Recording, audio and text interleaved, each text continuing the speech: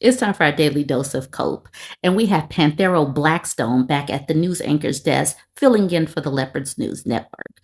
There are so many stories to get to, and we're going to go ahead and jump right in. Yesterday, there was the No Kings protest all over the country and even in some other countries. And so we have YM Mayer. She says, as a Republican, I hate the No Kings protest. So I am organizing one in defiance called Yes Queens. It will be Republican and straight. Our official chant would be Yes Queens Slay. Slay stands for Strong Love America. Yes. Totally sure that this is not satire at all. Now we have this person, I'm not sure of his name, Anadon and Don says, as a proud straight member, a little wrinkly, but proud and straight nonetheless, of the Queens chapter of White Elder Republicans, or queer. This is just what we need. Takes me back to the days of campaigning for Nixon. I'll bring my old "We Like Dick" sign. T says, as a red-blooded, God-fearing Republican, I will be in attendance, standing at attention. This is how T will be standing. Bone Crusher Queen says, y'all should fly flags that represent the pillars of conservatism. Red for patriot blood, orange for industry, yellow for the light of God's glory, green for prosperity, blue for masculinity, purple for courage, like a Purple Heart medal. Here's a mock-up. That is a great suggestion. All right, let's move on to some stories. Here we have a woman named Tiffany Savage. She went to a No Kings protest yesterday wearing her MAGA hat. She says, hey y'all, I went to a No Kings rally today wearing my MAGA hat in Athens. And guess what they said to me? Absolutely nothing. They didn't know what to do when the Savage pulled up. And to that, Adam Mockler said, she realizes in real time that liberals aren't as violent as Trump told her, LOL. And then Pony Girl says, imagine thinking you own the libs when in reality the libs just showed you respect, even in the face of provocation. They're called peaceful protests for a reason. She was really like, they did nothing. I showed them. And it's like, oh, okay. We're peaceful. We're just showing up with some signs and protesting. We're not here to harm anybody. V. Sandre posted this in the You Voted for That subreddit. This man named David Johnson says, I voted for Trump because I saw all the twisted policies the ultra-socialists were implementing. It was only a matter of time before the ultra-liberal policies would bury this nation. So I voted for Trump out of desperation, to be honest. Even though Trump distanced himself from Israel during his campaign, I knew that if he won, his support for Israel would become a serious problem for him. When Trump won, I was on cloud 9, and I was screaming for the heads of all the twisted liberals. But in the back of my mind, I knew that the Israeli government and Mossad were and are an existential threat to us and the world. People think I'm overly exaggerating when I say this, so this will be the last time I say it. I don't have theirs. Actions speak for themselves. So it sounds like he knew what he was voting for, did it anyway, and is having regrets. I don't know. But this is what these people voted for. V. Sandre posts again, this time this person named Tim. Tim says, I voted for Donald Trump and he has done great for protecting our borders. He's even blowing up boats in the water without courts or anything, just blowing people up too. I bet you Tim is happy about that. He says, I agree with the current No Kings protest. Trump appears to be censoring freedom of speech and wanting or appearing to be a tyrant. That's not the president I voted for, and I don't think that's really who he is. This is who he is. He has, at least for now, stopped the war of Israel and Gaza. Unbelievable. I do not want a king as our president, United States, so where do we go? A king can't and won't happen here in our United States. Let us pray for our president. Do not allow this to happen and keep our country safe. Yes, he is doing whatever the hell he wants to because Congress has capitulated to him and the Supreme Court just rubber stamps everything. Yes, he can do whatever he wants. So this was posted in The Leopards Ate My Face. It's titled, Not Her Pecans, or do you say pecans? Do you say pecans or pecans? Let me know in the comments. But anyways, this is about Linda. Linda Weevil, 76, voted for Trump last year because he seems like a smart businessman. But she said in an interview that the Republican tariffs have worsened inflation, citing the chocolate-covered pecans or pecans sold for her church group fundraiser that now cost more. I think he's doing a great job on a lot of things, but I'm afraid our coffee and chocolate prices have gone up because of tariffs. The retiree from Greensboro, North Carolina said, that's a kick in the back of the American people. Can't be messing with chocolate and pecans. And man, this whole coffee situation is getting bad out there, y'all. Whew. This is one of the dumbest stories to me. This dude is an Asian dude, supports Trump, and he has a grocery store business that imports things. Donald Trump ran on tariffs, and this dumb McGrum voted for him. And he's an Asian dude. We're now in a trade war with all of Asia, but mostly China. But this says, owner of an Asian grocery in Bradenton says tariffs and rising costs may close store for good. After more than 40 years in business, owner John Wong says Wong Kai Imports, one of the few Asian markets in Manatee County, may shut down by the end of the year. Driving down State Road 70 in Bradenton is easy to miss the nondescript grocery store. Wong Kai Imports is tucked behind a warehouse, a remnant of the former wholesale business, a lucrative operation John Wong ran with his two brothers, but had to cut loose nearly a decade ago to prioritize his health. Still, the grocery store remained open, and for the last 43 years, it's been one of the few places in Manatee County shoppers could get a big leafy bulb of bok choy, a bottle of fish sauce, or a tub of pork floss. But now, rising costs and tariffs could be pricing the family-run shop out of business. I talked to a lot of customers. They told me, Mr. Wong, don't close. Stay open for another 3 years, said Wong. I said, I tried, but it's hard. It's very hard. Here he is with his brothers.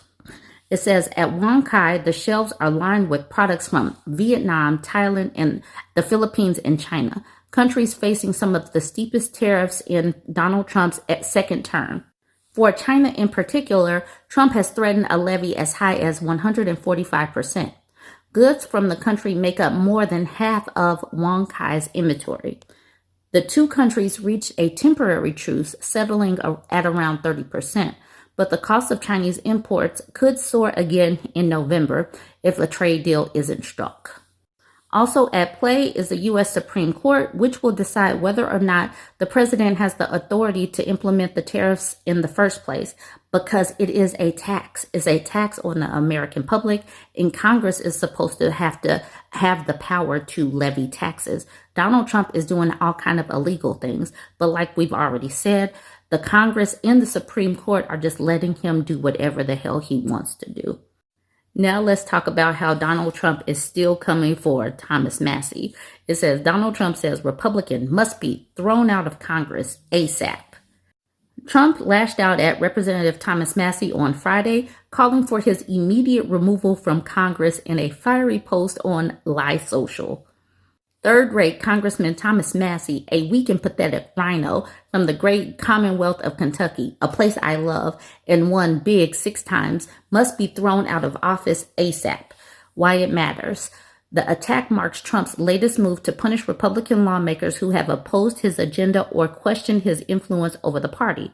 Massie, a libertarian-leaning conservative known for his clashes with GOP leadership, has often broken with Trump and his allies on spending and foreign policy. Trump's call for Massie's ouster underscores growing divisions within the Republican Party as it heads into the 2026 midterms, with the president continuing to test his grip on congressional Republicans and the broader conservative movement. Also, Massie supports and is pushing for the release of the Epstein files, which MAGA Mike Johnson is really trying to keep under wraps.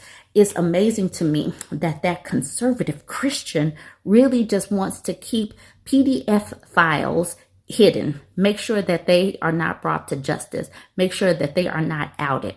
But he is a Christian conservative, so there's that. They like to hide PDF files. All right, let me know what you think about all this. SNAP benefits will not be issued for the month of November. If you're new here, my name is Crystal. I'm a social Crystal, the social worker, took to her TikTok page to attempt to warn people about what's about to go on with these SNAP benefits. Some people will listen, others will not. Obviously, it would have been best for us to know and understand that this was going to happen early in October, but people are getting the information now and sharing it. It's wild that so many people would jump into her comments and say that this woman is lying. There is no reason for this woman to lie, but some people will try to brace and do what they can with the benefits that they might still have on their on their SNAP card or their EBT card. But then some people are going to be like Amy. Amy says, I believe she's trying to get everybody in a hype to panic. I was just at the county building yesterday and I asked about this. They said they knew nothing about it. There are so many people in her comments section basically saying, no, she's lying. Those people won't be prepared. For the other people that actually want to prepare and brace themselves, it is time to do that right now. Mariana says, I live in Houston, Texas, and I literally just called and they have no recollection of that. I'm still getting my benefits for November as I was told. And in the comment section, she is diligently posting screenshots of what's going on in these particular states because so many people don't believe her. And like I said, that's perfectly fine. People can take information or they can leave information, but she's doing what she can, what she feels that she should be doing as a person who is a social worker. This is sad, what Sarah's saying. I work for my state determining eligibility for these benefits. We've been asking for a bulletproof glass for our office and have been denied. I'm scared for myself and my coworkers. People are about to get desperate. Desperate people can get violent. It's about to get ugly in this country when the way they are withholding money, the way they are firing people left and right, and the way these tariffs are making everything way too expensive. It's about to get ugly, people. I saw so many people in her comment section that are happy that SNAP benefits are getting cut off. Like Brian Allen says, good. And she's like, good that the elderly and children may not have food for Thanksgiving. What a nasty thing to say. And he says, you know that not one person is going to go hungry. He just knows that for whatever reason, even though food banks are running out of food. People are about to start having to make hard decisions. Do they pay their rent? Do they buy food? Do they choose between heating their homes or paying for gas? It's about to get ugly. Madi says they are taking away SNAP benefits to stop the shutdown. They're trying to push the Democrats to end the shutdown. She says the shutdown is to extend the healthcare subsidies for ACA or Obamacare.